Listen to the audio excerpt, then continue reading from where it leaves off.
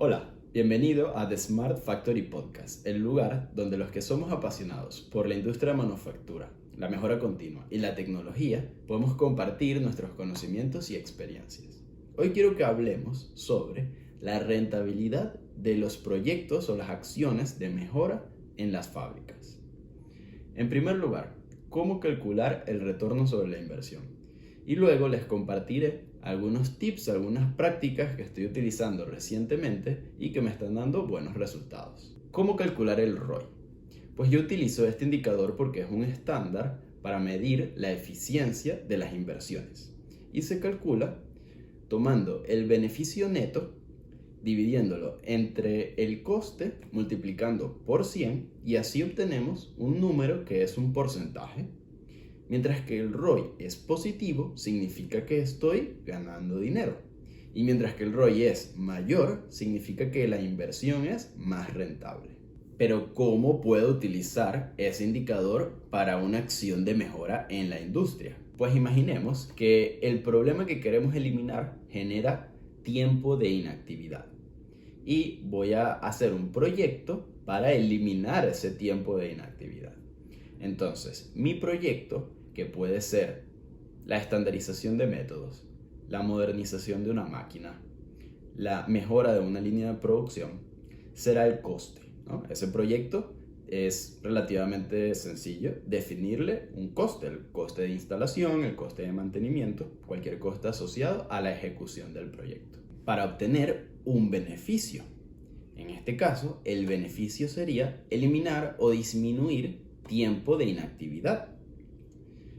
Para poder cuantificar o ponerle un valor en euros al beneficio, utilizo la siguiente metodología. El tiempo de inactividad causado por un problema lo puedo cuantificar en horas. Y lo que necesito es el coste del tiempo de inactividad. Si no tienes un método para calcular el coste del tiempo de inactividad en tu fábrica, puedes ir al episodio anterior donde compartí un método sencillo para calcularlo. Una vez que tengo el coste del tiempo de inactividad y lo multiplico por la cantidad de tiempo que me genera un problema, obtengo el coste de ese problema. Esa es mi oportunidad, ¿vale? Si mi proyecto aspira a disminuir o eliminar ese tiempo de ese problema, entonces así puedo transformar ese valor en un beneficio económico, ¿vale? Una vez que tengo el beneficio, le puedo restar el coste y tengo el beneficio neto. Divido el beneficio neto entre el coste y lo multiplico por 100 y tendré el ROI de mi proyecto. Ahora, ¿qué hago con ese ROI? Pues construir un caso de negocio. En el caso de negocio incluiré toda la información, todo el contexto alrededor del proyecto. Incluiré cuál es la situación actual, cuál es el problema que estoy aspirando a disminuir o eliminar. Incluiré todos los cálculos que les he compartido y por supuesto incluiré el ROI. El primer tip sobre los casos de negocio: tomar en consideración 3 escenarios del ROI. El escenario desfavorable, el escenario conservador y el escenario favorable.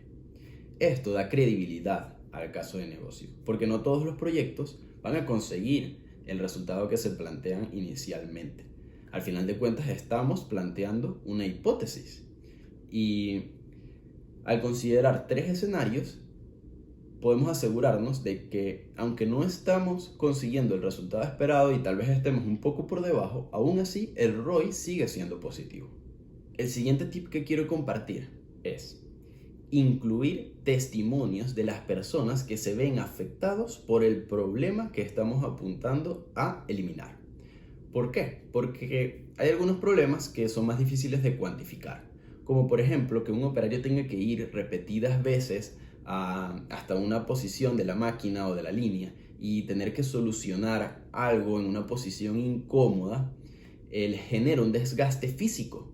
Pero cuantificar eso en un coste es muy difícil. Por medio de testimonios podemos incluir esa información en nuestro caso de negocio y que también sea considerado ese punto de vista. Y por último, el riesgo. Todo proyecto de inversión conlleva riesgo. La realidad es que estamos compitiendo por presupuesto, compitiendo con otros departamentos y con otras iniciativas. Vale.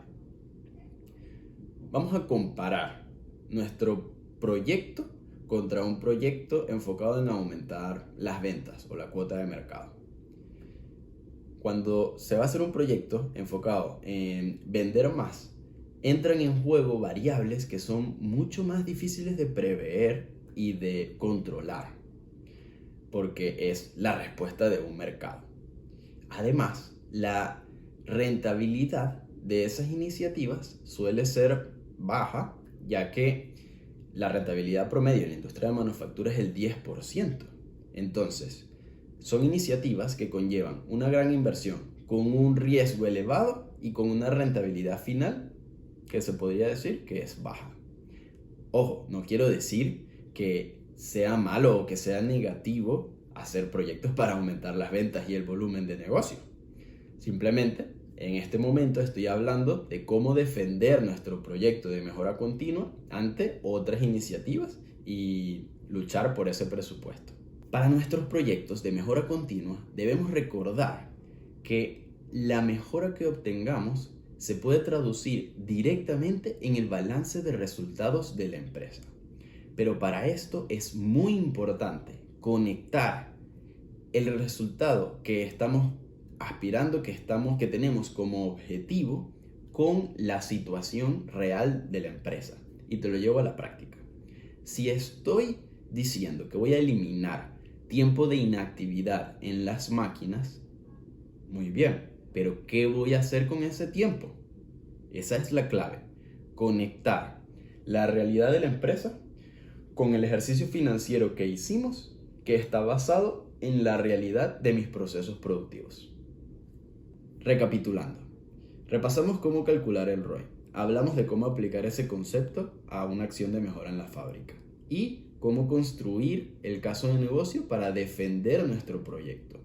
Te he contado sobre la metodología que yo he desarrollado durante mis 13 años de experiencia en la industria, pero sobre todo me gustaría conocer si tú tienes algún método que utilices, si harías algo diferente o si tienes alguna experiencia que sea relacionada a este tema. Recuerda seguirme y sobre todo compartir este contenido si lo has encontrado valioso. Nos vemos la próxima semana en otro episodio de The Smart Factory Podcast.